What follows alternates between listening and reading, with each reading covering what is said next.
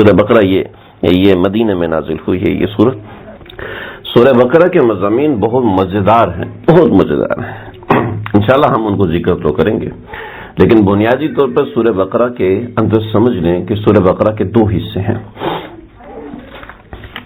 پہلا حصہ سورہ بقرہ سے کے ابتدا سے شروع ہوتا ہے اور رکوع نمبر 22 تک، یعنی اگر آپ یہ کہیں کہ ان اللہ غفور رحیم آیت نمبر 182 تک، یہ ایک حصہ ہے سورہ بقرہ کا، اور سورہ بقرہ کا دوسرا حصہ یہ آیت نمبر 182 کے بعد سے شروع ہوتا ہے اور آخر میں جا کے سورہ بقرہ کے آخر تک ختم ہوتا ہے۔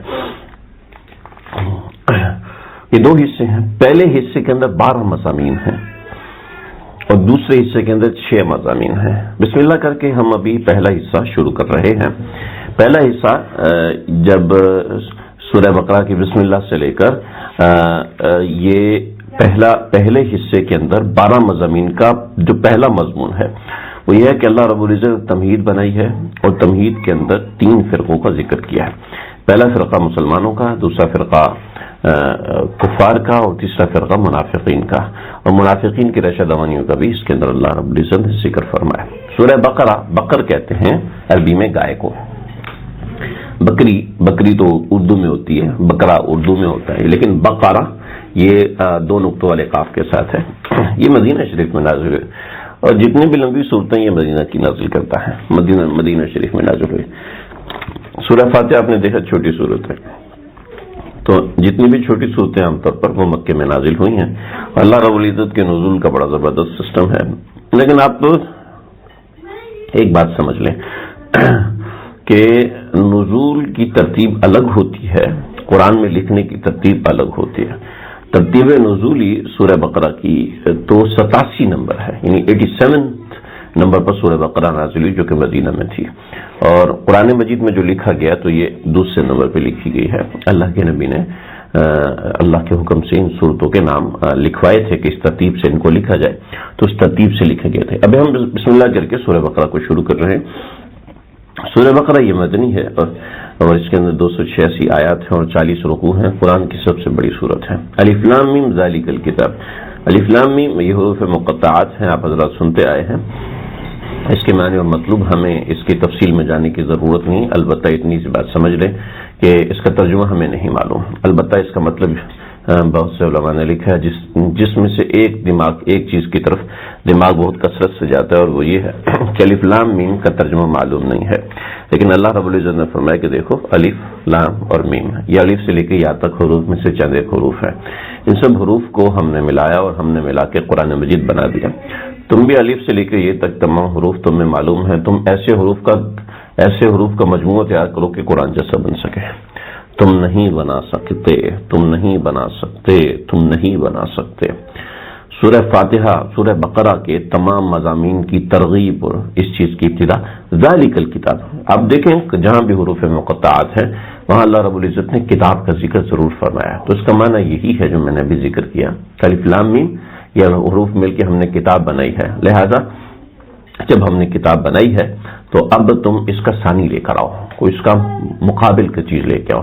ایسی الف لام میم، الف لام را تلک آیات الکتاب المبین، حامیم تنزیل من رب العالمین، تو جہاں پر بھی کاف ہا یا عین صاد ذکر رحمت ربی کا ذکر، یعنی اس سے قرآن مراد ہے، تو جہاں پر بھی اللہ رب العزت نے حروف مقطعات لائے ہیں وہاں پر آگے کتاب کا ذکر فرمایا ہے۔ مقصد اس کا یہ ہے کہ ان حروف کو جوڑ کے ہم نے کتاب بنائی ہے، تم بنا کے دیکھو، یعنی اپنے جہل کا اعتراف کرو اور اس کے بعد ہمارا بتایا ہوا پڑھو۔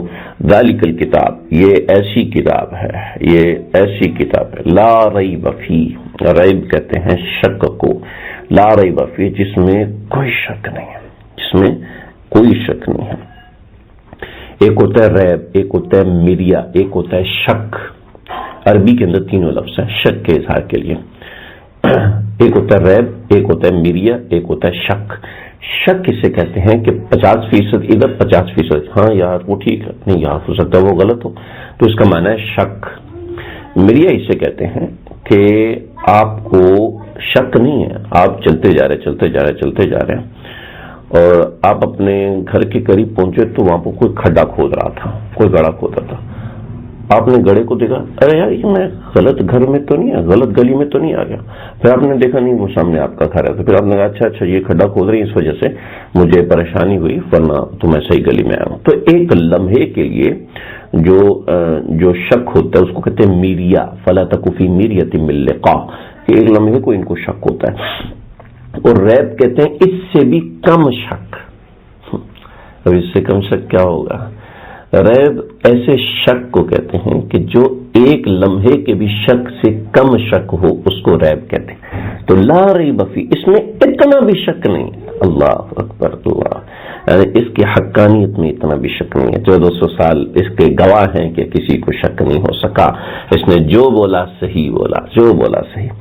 ہدی للمتقین، ہدایت ہے متقین کے واسطے. لہٰذا یہاں پر پہلا فرقے کی ابتدا ہوگی. یہ اللہ نے تمہید باندھی ہے ان 3 فرقوں کی. پہلا فرقہ مسلمانوں کا، الذین یؤمنون بالغیب، ایمان والوں کی، متقین کی سب سے پہلی نشانی ہے کہ ایمان بالغیب لے کے آتے ہیں، یعنی اندیکھی چیزوں پر ایمان لے کے آتے ہیں. ویقیمون الصلاۃ، اور دوسرا یہ ہے کہ وہ نماز کو قائم کرتے ہیں. اور ومما رزقناہم ینفقون، اور جو ہم نے ان کو دیا ہے اس کو ہماری خوشنودی کے لیے خرچ کرتے ہیں. پھر ایمان والوں کی اور بھی نشانیاں، الذین یؤمنون بما انزل الیک، ایمان والوں کی یہ بھی ایک نشانی ہے کہ جو ان پر نازل کیا گیا اس سے، وما انزل الیک، کہ جو تجھ پر ہے محمد صلی اللہ علیہ وسلم نازل کیا گیا یہ تجھ پر ایمان لے کر آتے ہیں. وما انزل من قبلک، کو جو آپ سے پہلوں پر بھی نازل کیا ان پر بھی ایمان لے کر آتے ہیں. وبالآخرۃ ہم یوقنون، اور یہ آخرت پر مکمل ایقان رکھتے ہیں، یقین رکھتے ہیں. اولئک علی ھدی من ربہم، یہ وہ لوگ ہیں جو کہ اپنے رب کی طرف سے بالکل صحیح راستے پر ہیں، جو اپنے پروردگار کی طرف سے صحیح راستے پر ہیں. وہ اولئک هم المفلحون، اور یہی فرقہ کامیاب لوگوں کا ہے، اور یہی کامیاب اور فلاح پانے والے لوگوں کا ہے. تو یہ ایمان والوں کی کچھ تعریفیں اللہ رب العزت نے ذکر فرمائی ہیں. الذین یؤمنون بالغیب ویقیمون الصلاۃ، یہ دوسری. ومما رزقناہم ینفقون، یہ تیسری صفت کہ جو غیب پر اندیکھی چیزوں پر ایمان لاتے ہیں، نماز کو قائم کرتے ہیں، اور جو ہم نے ان کو رزق دیا اس کو خرچ کرتے ہیں. اور پھر چوتھی صفت یہ ہے کہ جو ایمان لاتے ہیں اس پر جو آپ پر نازل کیا گیا ہے. اور پانچویں صفت یہ کہ جو آپ سے پہلے انبیاء پر نازل کیا گیا اس پر ایمان لے کے آتے ہیں. اور چھٹی یہ کہ وبالآخرۃ ہم یوقنون، کہ وہ آخرت پر ایمان لے کے آتے ہیں، یقین لے کے آتے ہیں. تو یہ آپ اوپر 6 نمبر لگا دیں، یعنی کہ 1 2 3 4 5 6، یہ 6 نمبر لگا دیں تاکہ آپ کو سمجھ میں آ جائے کہ یہ 6 نشانیاں ایمان والوں کی ہیں. اولئک علی ھدی من ربہم واولئک هم المفلحون، اللہ رب العزت نے ان کا انجام بھی ذکر فرما دیا. اللہ رب العزت کی عادت ہے کہ جن لوگوں کا ذکر کرتے ہیں ان کا انجام ضرور ذکر فرماتے ہیں.